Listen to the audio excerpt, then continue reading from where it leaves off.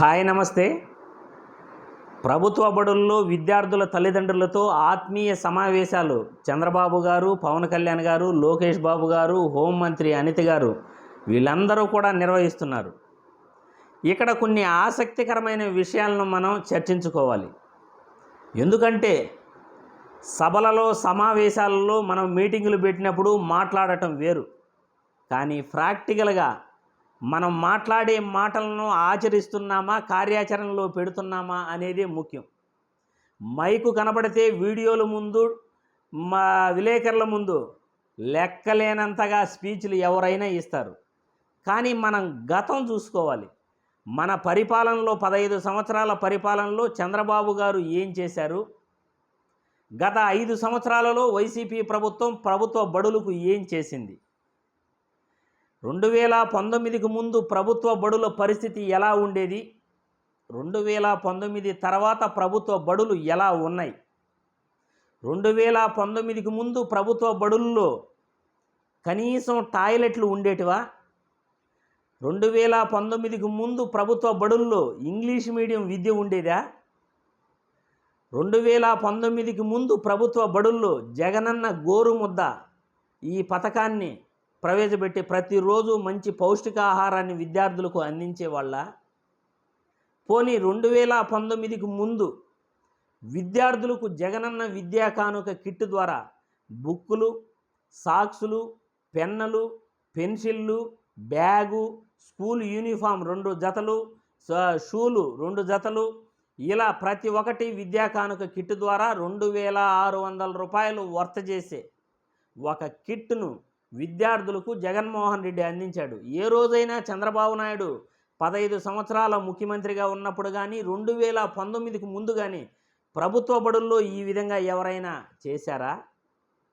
పోనీ 80% అటెండెన్స్ ఉంటే ప్రభుత్వ బడుల్లో పిల్లలకు అమ్మఒడి పథకం ఎవరైనా 15,000 రూపాయలు వర్తింపజేశారా? పోనీ 2019కి ముందైనా సరే, 15 సంవత్సరాల చంద్రబాబు పీరియడ్లో అయినా సరే అమ్మఒడి పథకం ఎవరైనా ఎప్పుడైనా ఇచ్చారా?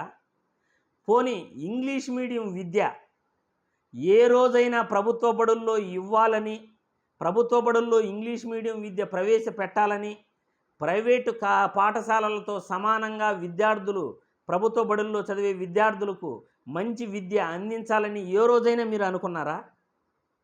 పోనీ 8వ తరగతి చదివే విద్యార్థులకు 2019కు ముందు ఏ రోజైనా మీరు ట్యాబులు ఇచ్చారా? కానీ జగన్మోహన్ రెడ్డి ప్రభుత్వంలో ఇవన్నీ కూడా ఇచ్చారు. 8వ తరగతి పిల్లలకు ట్యాబులు ఇవ్వడం జరిగింది. జగనన్న గోరుముద్ద ద్వారా మంచి పౌష్టికాహారం రోజుకొక మెనూ లెక్కన పెట్టడం జరిగింది. విద్యా కానుక కిట్ ద్వారా పిల్లలకు బుక్స్, పెన్నులు, బ్యాగులు, షూలు, సాక్సులు ఇవి ఇవ్వటం జరిగింది. అమ్మఒడి పథకం ముఖ్యంగా బడికి పంపని, ఆర్థిక పరిస్థితి బాగాలేని తల్లిదండ్రులు మీరు బడికి పంపండి, బడికి పంపితే చాలు, నేను మీకు 15,000 రూపాయలు మీ అకౌంట్లో వేస్తాను అని చెప్పిన ఏకైక నాయకుడు జగన్మోహన్ రెడ్డి. ఇన్ని మంచి పథకాలు చేస్తూ ప్రభుత్వ బడులను నాడు నేడు కార్యక్రమం ద్వారా మొత్తం రూపురేఖలు మార్చేసి మంచి టాయిలెట్లు, మంచి క్లాస్ రూమ్సు, మంచి బోర్డు, మంచి బెంచ్లు, మంచి ఫ్యాన్లు, డిజిటల్ క్లాసులతో పాటు మంచి టీవీలు ఇవన్నీ కూడా ప్రభుత్వ బడుల్లో ఏర్పాటు చేసి పిల్లలకు మంచి విద్య ప్రైవేటు పాఠశాలలతో సమానంగా ఇవి ప్రభుత్వ బడులా లేక ప్రైవేటు బడులా అనే విధంగా లోకేష్ బాబు, పవన్ కళ్యాణ్ గారు ఆశ్చర్యపోయారు ప్రభుత్వ బడులను సందర్శించినప్పుడు. ఈరోజు ప్రభుత్వ బడుల్లో మీరు మాట్లాడుతున్న మాటలేంటి? కనీసం అవి ఆచరణ సాధ్యమవుతాయా? గంజాయి గురించి ప్రభుత్వ బడుల్లో పిల్లల దగ్గర పవన్ కళ్యాణ్ మాట్లాడుతున్నారు, చంద్రబాబు గారు కూడా మాట్లాడుతున్నారు. ఎన్నికలప్పుడు 25,000 టన్నుల గంజాయిని, మాదక ద్రవ్యాలను ప్రొక్లైనర్ను పట్టుకోవటం జరిగింది. కానీ ఆ కంటైనర్ను పట్టుకున్న తర్వాత మీరు అధికారంలోకి రావడం జరిగింది. ఆ కంటైనర్ ఎక్కడుంది? ఆ 25,000 కిలోల టన్నుల ఆ గంజాయి ఏమైపోయింది? అది ఎవరు తీసుకొచ్చారు? ఆ గంజాయిని సరఫరా చేసింది ఎవరు? అవన్నీ కూడా మీ అందరికీ తెలుసు. కానీ ఎందుకు దాని గురించి మీరు మాట్లాడట్లేదో ప్రజలకు సమాధానం చెప్పండి. ఆ కంటైనరు, ఆ గంజాయి పురంధేశ్వర గారి కొడుకు మరియు వేరే సంస్థతో సంబంధం ఉందని గతంలో ఆరోపణలు వచ్చాయి ఎన్నికలప్పుడు. కానీ ఇప్పుడు ఆ కంటైనర్ గురించి, గంజాయి ఎవరు సాగు చేస్తున్నారో వాళ్ళని బయటపెట్టి కేసులు పెట్టచ్చుగా. ఆ 25,000 కిలోల టన్నుల కంటైనర్ ఏమైపోయిందో ప్రజల ముందు చెప్పచ్చుగా. మీలో చిత్తశుద్ధి ఉంటే చెప్పేవారు. చిత్తశుద్ధి లేదు కాబట్టే మాటల వరకు మాట్లాడుతున్నారు. పథకాలు ఏవైతే కంటిన్యూ అవుతున్నాయో వాటిని ప్రభుత్వం మారినా కానీ అట్లాగే కంటిన్యూ చేసేలాగా ఒక చట్టం తీసుకురావాలని పవన్ కళ్యాణ్ గారు అంటున్నారు. పోనీ ఆ పని మీరు చేయొచ్చుగా. 2019 నుండి 2024 తర్వాత ఏ పథకాలు అయితే కంటిన్యూ అవుతా ఉన్నాయో ఆ పథకాలను మీరు కంటిన్యూ ఎందుకు చేయలేకపోతున్నారు?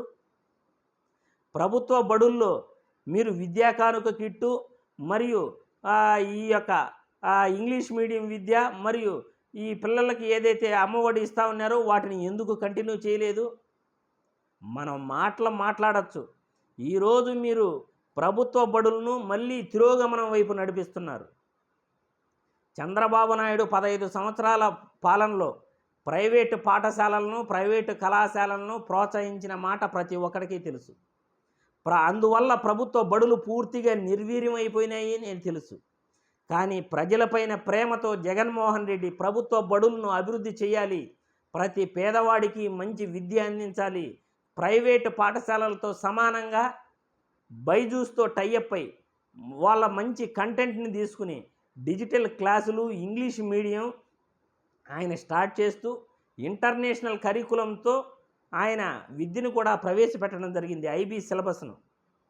కానీ ఈరోజు అవన్నీ కంటిన్యూ అవుతున్నాయా? మీరు కంటిన్యూ చేయగలుగుతున్నారా? మళ్ళీ మాట్లాడటం దేనికి మళ్ళీ మాట్లాడటం అంటే మైకు కనపడితే, ప్రజలు కనపడితే మనం ఏదైనా మాట్లాడేస్తాం. ఆచరణ మాత్రం అవి తీసుకురాం. ఆచరణలోకి తీసుకురాని మాటలు ఎందుకు మీరు మాట్లాడుతున్నారు?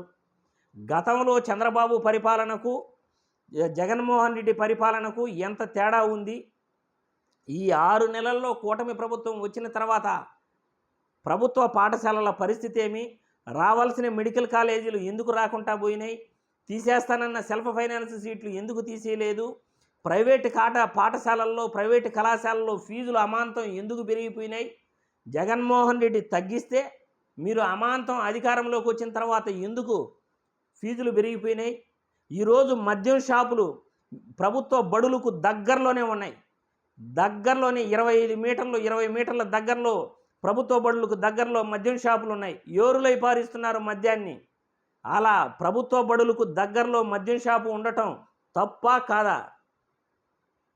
విచ్చలవిడిగా మీరు అధికారాన్ని చేజిక్కించుకుని ప్రజల ముందు, మైకు ముందు మాట్లాడే మాటలకు, మీరు చేసే చేష్టలకు ప్రభుత్వ పరిపాలనకు ఏమైనా సంబంధం ఉందా అనేది నేను ఈ వీడియో ద్వారా ప్రశ్నిస్తున్నాను.